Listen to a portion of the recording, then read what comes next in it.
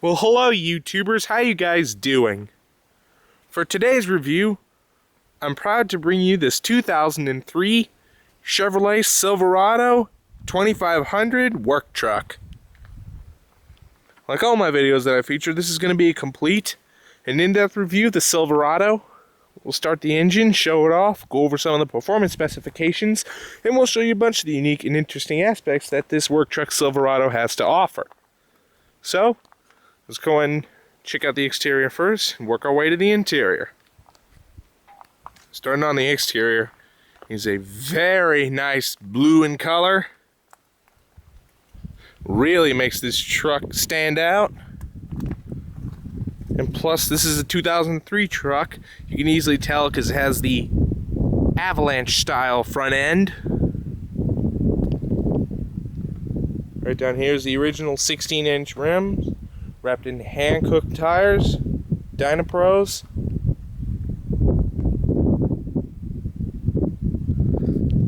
On some parts of the truck, they're not in the best shape cosmetically, but hey, this is better than nothing.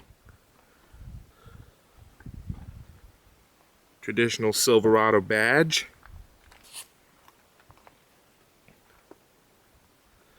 And plus, being the fact this is a 2500, it is not exactly a heavy-duty truck, because there's two different ones. There's the 2500 and the 2500 HD, which is more heavy-duty than this. This is more like the 1500 HD.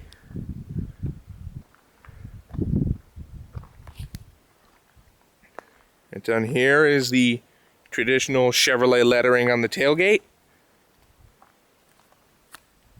Does have a tow package right here, and it has been fitted with custom dual exhausts, possibly by Flowmaster. You have a very good amount of bed space. This is a long bed, by the way, and it does not have a bed liner. It does have a lot of scratches on it, but that's typical because it's a truck. That's what it's meant to be used for.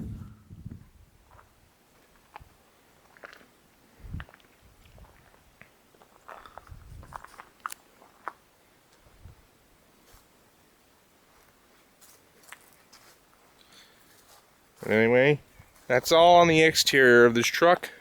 Now we'll go ahead and go on the interior of it.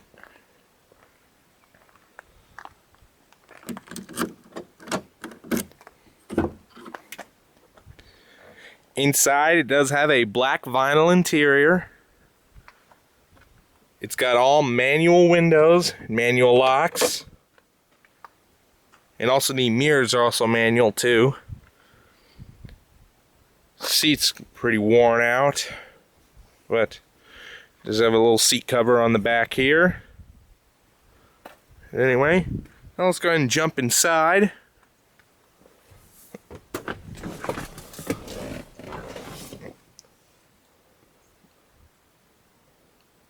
Very good looking truck. Now we'll go ahead and start the engine.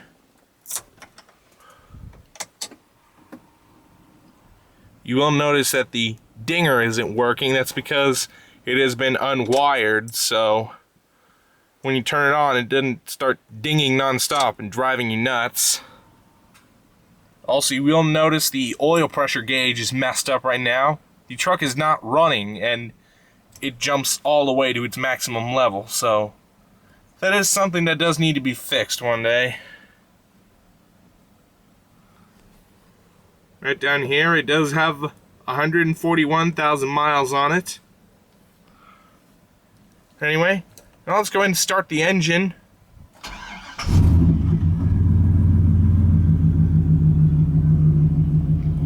Beautiful sound from that 6-liter V8.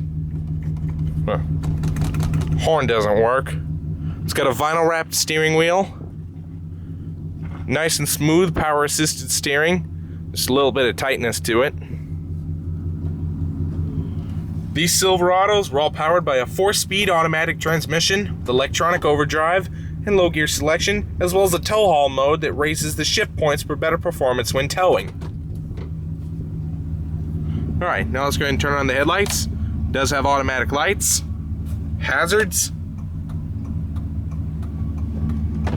Put down the window. Alright, now let's go ahead and check out the exterior.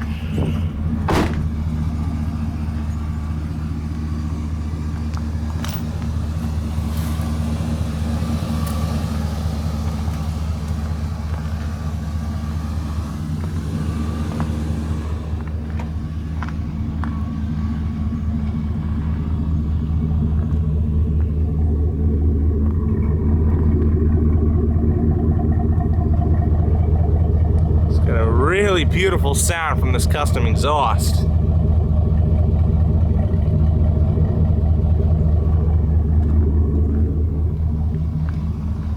Alright, now let's go ahead and jump back inside. Shut off the headlights and hazards. But now, I'm gonna pop the hood, show the engine.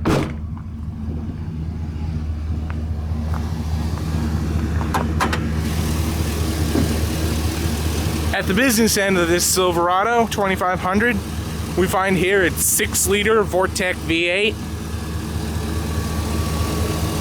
If you're not familiar with this particular engine, this is considered a small block engine and shares the same parts as the outgoing 5.3-liter V8, but this one just has a larger bore.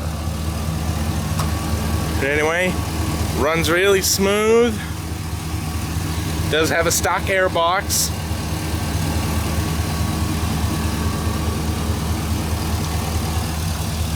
Runs really smooth.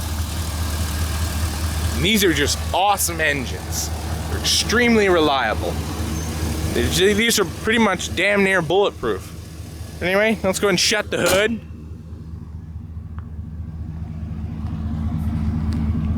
I'll go ahead and jump back inside. Now we'll go ahead and see how it sounds.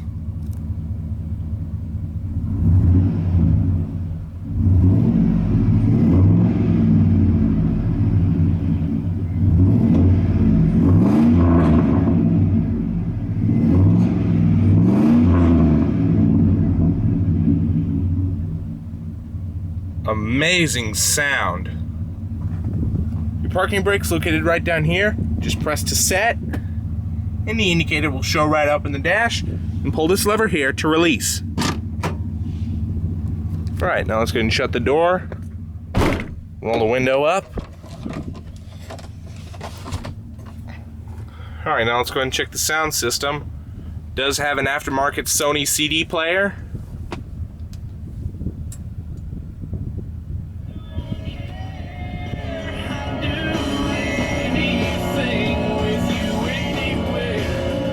Pretty simple little operation. You have your 6 presets down here, your source, mode, and your seat tracks. CD deck right up here. Power off. Right here is the auxiliary input. Right down there you have a simple climate control, fan speed, temperature. And this is a dual climate control, by the way. Driver and passenger can have their own temperature. Recycler, your frost, and your different zones. Why 100? Glove box, ashtray. You have 2 power outlets right here. Just me and you, Auto dimming rear view mirror. Visor. Visor right here. Little mirror there. Slide out visors right here. Same on this side. Right here's your center console. I believe it does fold down, but anyway, just leave it like that. Cup holders down here. And one thing I would like to point out about the gauge cluster, the engine light is on, but that's just an oxygen sensor. That's not too big of a deal. But anyway, I believe this is not actually the original dash, so the odometer may read 141,000 miles, but there's a chance this might have twice that mileage. And anyway, one reason why I think this is not the original gauge cluster is most 2500s and 1500 HDs, as well as 2500 HDs and 3500s, would have a little transmission temperature gauge down there right by the tachometer. But anyway, but everything works just fine.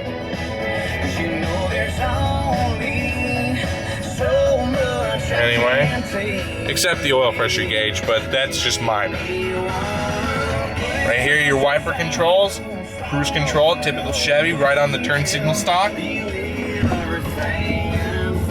does have manual adjusted seats, manual recline down here, sliding right here.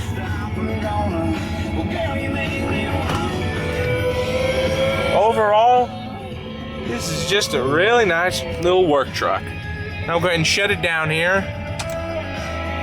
Oh, one thing I would like to point out about the radio, it does have a little bit of a issue with the electrical system. See, the door is wide open. Normally the radio is supposed to shut off, but there's probably a little bit of wiring.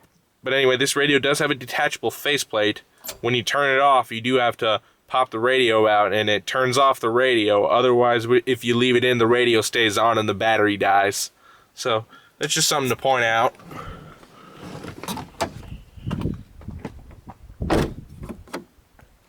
Well guys, hope y'all enjoyed this in-depth review of the 2003 Chevrolet Silverado 2500. Please like, rate, comment, and subscribe. Thanks for watching, and we'll see you next time.